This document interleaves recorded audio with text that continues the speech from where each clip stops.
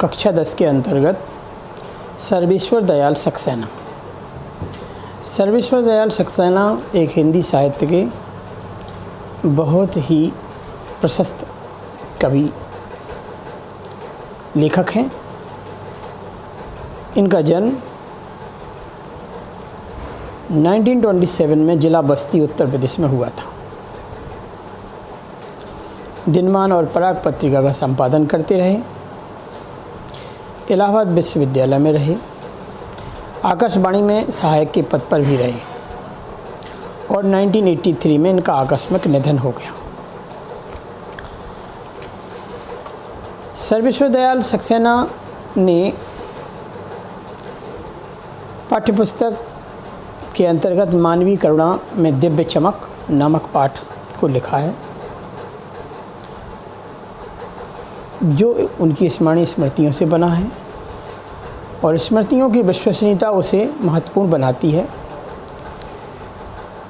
वो फादर कामिल बुल्के पादरी के जीवन की कथा है। फादर कामिल बुल्के पर लिखा सर्वेश्वर दयाल का यह संस्मरण हर प्रकार से हर कसौटी पर खरा उतरता है। अपने को भारतीय कहने वाले बेल्जियम यूरोप के निवासी भारत कामिल बुल्के, जो बेल्जियम यूरोप के रेम्सचैपल शहर में जन्मे थे, जो फादर का रोल निभाते हुए भारतीय परंपरा का निर्वाह किया। धर्मगुरुओं और संतों की भूमि कही जाती है रेम्सचैपल, परंतु उन्होंने अपनी कर्म भूमि बनाया भारत को। फादर कामिल बुल्के एक सन्यासी थे, परंतु पारंपरिक अर्थ में नहीं। सर्वेश्वर दयाल का फादर कामिल बुल्के से अंतरंग संबंध था। वो उनके साथ इलाहाबाद में परिमल पत्रिका के संपादन कार्य में जुड़े रहते थे। फादर कामिल बुल्के ने राम कथा का इंग्लिश में रूपांतरण किया है और इन्होंने हिंदी अंग्रेजी डिक्शनरी बनाई है। इस विदेशी भारतीय साधु को याद किया जाता है आज भी साधु के नाम से। हिंदी भाषा और बोलियों के अगाध प्रेम का उदाहरण माना गया है। मानवीय करुणा की दिव्य चमक। फादर को जहरबाद से नहीं मरना चाहिए था। गैंग्रीन नामक बीमारी के कारण से फादर जी की मौत हो गई थी। तो लेखक कहता है, इतने महान व्यक्ति को, साधु जीवन जीने वाले व्यक्ति को जहरबाद से नहीं मरना चाहिए था। उसकी रगों में दूसरों के लिए मिठास भरे अमृत के अतिरिक्त और कुछ भी नहीं था, जिसने हमेशा दूसरे के जीवन को भला बनाने के लिए ही अवतार लिया था, ऐसा लेखक का अनुमान था। उसके लिए इस जहर का विधान क्यों है? लेखक अपने आप से सोच रहा है कि अच्छे आदमियों की मौत इस तरह से क्यों हो जाती है। यह सवाल किस ईश्वर से पूछे? वो अपने मन से हताश होकर पूछ रहा है। प्रभु की आस्था ही जिसका अस्तित्व था, फिर उसको इस तरह की दर्दनाक मौत क्यों मिली? वह देह की इस यातना की परीक्षा उम्र की आखिरी देरी पर क्यों दे? वृद्धावस्था में इतना कष्ट क्यों भोगना पड़े? जीवन भर साधुता का निर्वाह करने के बाद भी। सर्वेश्वर दयाल जी कहते हैं कि फादर कामिल बुल्के देखने में एक लंबी दाढ़ी, पादरी के सफ़ेद चौंगे से ढकी उनकी आकृति, जो फादर वेशभूषा पहनते हैं, वह स्वच्छ धवल सफ़ेद आकृति, भूरा रंग, सफ़ेद झाई मारती हुई भूरी दाढ़ी और चेहरे पर नीली आँखें, बाहें खोल गले को लगाने को आता। इतना अदम्य साहस चेहरे पर झलकता कि लगता कि एक बार उनको गले लगा ले। लेखक उनका वर्णन करते हुए कहता है, इतनी ममता, इतना अपनत्व इस साधु में अपने हर प्रियजन के लिए उमड़ता रहता था। कोई भी हो, हर व्यक्ति को के प्रति मनुष्यता का निर्वाह करना और सच्चे मन से वार्तालाप करना,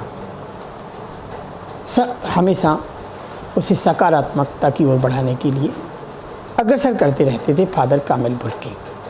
मैं 35 साल से इसका साक्षी था। लेखक कह रहा कि मैं 35 साल से उनको जानता था, तब भी जब वो इलाहाबाद में थे और अब भी जब वो दिल्ली आते थे। आज उन बाहों का दबाव मैं अपनी छाती पर महसूस करता हूँ। आज वो है नहीं, लेकिन जिस कदर से वो हमको गले लगाते थे और हाथों से दबाते थे, आज उसका दबाव मैं एहसास करता हूँ। वास्तव में वो एक दिव्य विभूति थी। फादर को याद करना उदास शांत संगीत के सुनने जैसा था। इतनी साधुता कि उनको याद कर लिया तो ऐसे लगता था कि कोई शांत संगीत सुन करके मन मुग्ध हो उठा है। उनको देखना करुणा के निर्मल जल में स्नान करने जैसा था, जैसे शांति मय जल से हमने स्नान कर लिया हो, ऐसा उनका वार्तालाप था, ऐसी उनकी करुणा थी।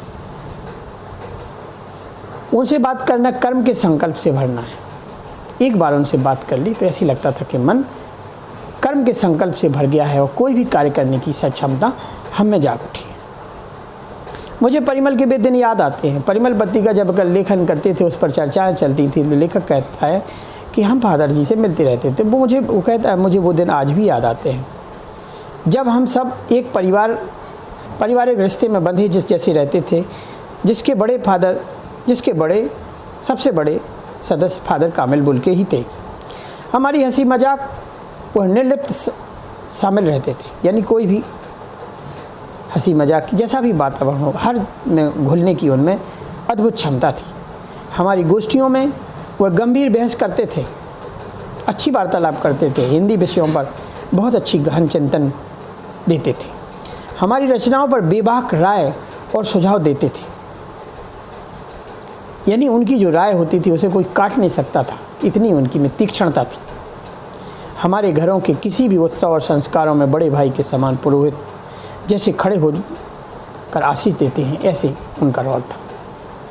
लेखक कहता है घर में कोई भी साहित्यिक धार्मिक प्रोग्राम होता है, फादर कामिल बुल्के की उपस्थिति अनिवार्य रहती थी और वो ऐसी जैसे कोई हमारे बड़े भाई हो। इतनी आत्मीयता उनके हृदय में थी। मुझे अपना बच्चा और फादर का उसके मुख में पहली बार अन्न डालना आज भी याद है। लेखक कहता है कि जब मेरे लड़के का अन्न प्राशन संस्कार हुआ था तो सबसे पहले उसके मुंह में जो अन्न फादर कामिल बुल्के के हाथों के द्वारा ही डाला गया था। तो वो कहता है वो चित्र मेरी आंखों में आज भी झूल रहा है।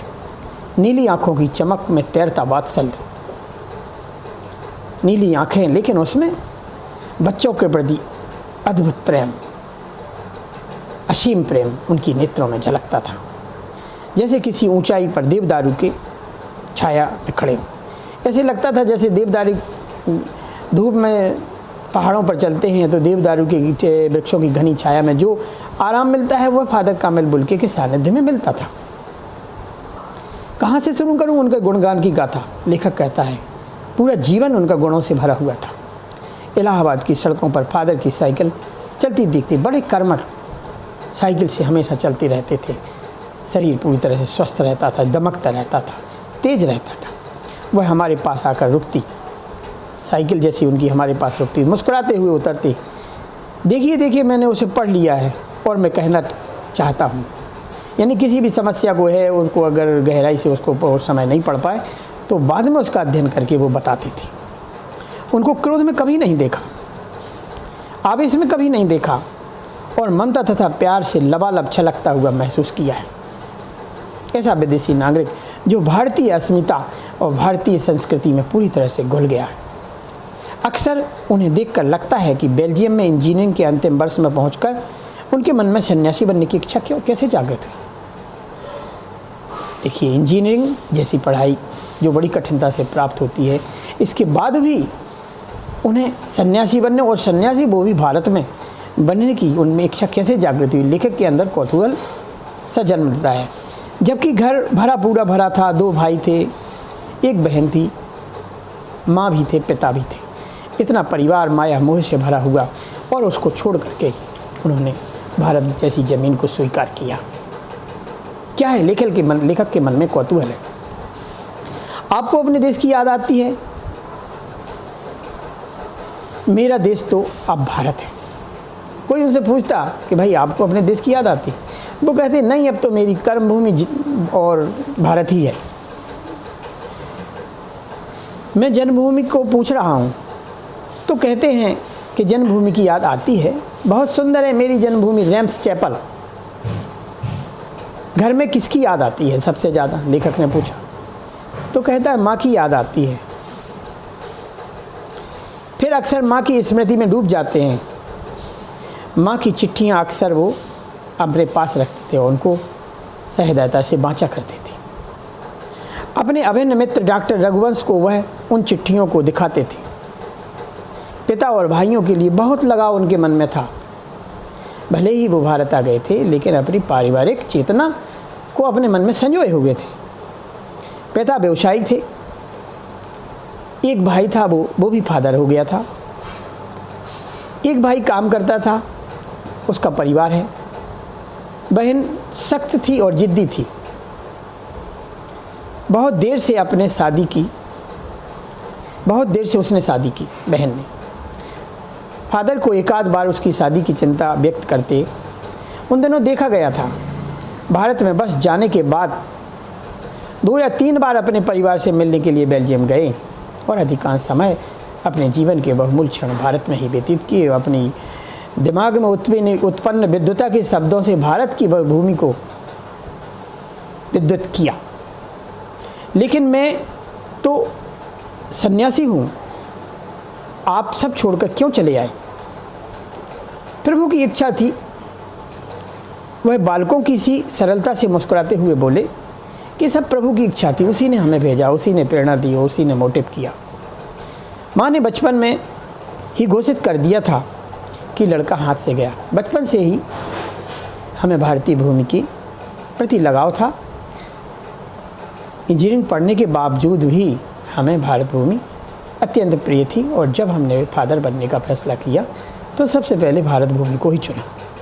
सचमुच इंजीनियरिंग के अंतिम वर्ष की पढ़ाई छोड़कर फादर बोल के सन्यासी होने जब धर्मगुरु के पास पहुँचे और कहा कि सन्यास लेना चाहता हूँ तथा एक शर्त रखी। सन्यास लेते समय सन्यास चाहने वाला एक शर्त रख सकता है कि क्या चाहते हो। तो उनकी शर्त यही थी कि मैं भारत जाऊंगा, क्योंकि ईसाई धर्म के अंदर जो फादर जैसे पद को ग्रहण करता है, उसकी पठन पाठन करता है, फिर उससे शर्त रखी जाती है कि आप कहाँ जाना चाहते हो। उसकी एक शर्त मानी जाती केवल, बाकी बस। भारत जाने की बात क्यों उठी आपके मन में? लेखक पूछता है। नहीं जानता, बस मन में स्नेह था इस भूमि के प्रति। उनकी शर्त मान ली गई और वह भारत आ गए।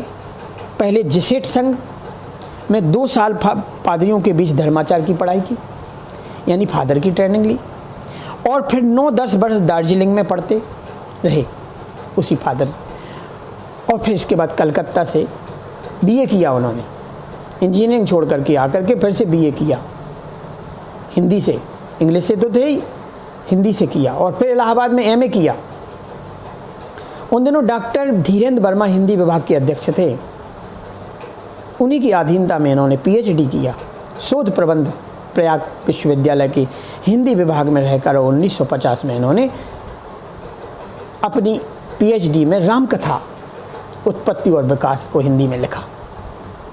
भगवान राम की जीवन गाथा, जो संसार की सबसे पवित्र जीवन गाथा है, वो फादर कामिल बुल्के ने अपनाई। ये उनके दिव्य विचारों की अनुपम छवि है। परिमल में इसके अध्याय पढ़े गए हैं। परिमल पत्रिका में देखा गया है फादर ने मातरलिंग के प्रसिद्ध नाटक ब्लू बर्ड का रूपांतर भी किया। जो इंग्लिश का ब्लू बर्ड नाटक है उसको रूपांतरित किया, नील पंछी नाम से किया है। बाद में वह सेंट जोबियर्स कॉलेज रांची में हिंदी कोर्स तैयार किया है। हिंदी इंग्लिश डिक्शनरी का लेखन किया। बाइबल का अनुवाद भी किया। बाइबल इंग्लिश में थी, उसको हिंदी में सबसे पहले फादर कामिल बुल्के के द्वारा ही लिखा गया। फिर वहीं बीमार पड़ गए और पटना आए, दिल्ली आए और चले गए 47 वर्ष देश में रहकर 73 वर्ष की ज़िंदगी जीकर इस संसार से विदा हो गए। फादर बुल्के संकल्प से सन्यासी थे। कभी कभी लगता था वह मन से सन्यासी नहीं थे। रिश्ता बनाते तो तोड़ते ना थे। 10 साल बाद मिलने के बाद भी उनकी गंध महसूस होती थी। लगता था कि जैसे अभी मिले। ऐसी अद्भुत मिलन प्रसंगति उनकी थी। वह जब भी दिल्ली आते लेखक से ज़रूर मिलते थे, खोज कर जाते थे। समय निकालकर गर्मी, सर्दी, बरसात, हर मौसम की परिस्थितियों को झेलकर वो एक बार वो मिलने जरूर जाते थे, चाहे 2 मिनट के लिए ही सही। यह कौन सन्यासी करता है, किसे संसार की परवाह पड़ी है? लेकिन नहीं, एक बार जिसको उसने अपना लिया उसको उन्होंने अंतिम क्षणों तक नहीं भुलाया। उनकी चिंता हिंदी को राष्ट्रभाषा के रूप में देखने की थी। देखिए, दिव्य प्रचार अंग्रेज होते हुए भी, फादर का रूप लेते हुए भी भारतीय परंपरा की, भारतीय की विशुद्ध हिंदी भाषा का उत्कृष्ट रूप में देखने के उनके परम विचार थे। हर मंच से इसकी तकलीफ बयान करते थे, बताते थे इसके बोलने वाले ज़्यादा हैं और निज भाषा उन्नति बिना किसी भी देश का विकास नहीं हो सकता। इसलिए हिंदी भाषा को उन्होंने बहुत ही आत्मीयता से ग्रहण किया। इसके लिए अकाट्य तर्क दिए उन्होंने, जिसे कोई काट नहीं सकता था। बस इसी एक सवाल पर उन्हें झुंझलाते देखा और हिंदी वालों द्वारा ही हिंदी की उपेक्षा पर दुख करते उन्हें पाया। बड़े से बड़े दुख में उनके मुख से सांत्वना के जादू भरे 2 शब्द सुनना एक ऐसी रोशनी से भर देता था जो किसी गहरी तपस्या से जन्मती थी। ऐसे लगता था कि कोई तपस्या कर दी। हर मौत दिखती है जीवन को नई राह, हर मौत जीवन को नई राह दिखाती है। मुझे अपनी पत्नी, पुत्र और मृत्यु की याद आ रही है, लेखक कह रहा है, और फादर के शब्दों से झरती हुई विरल शांति। बस इन्हीं शब्दों के साथ ये इस पाठ का पहला भाग यहीं विराम करते हैं। अगला भाग आगे। जय हिंद।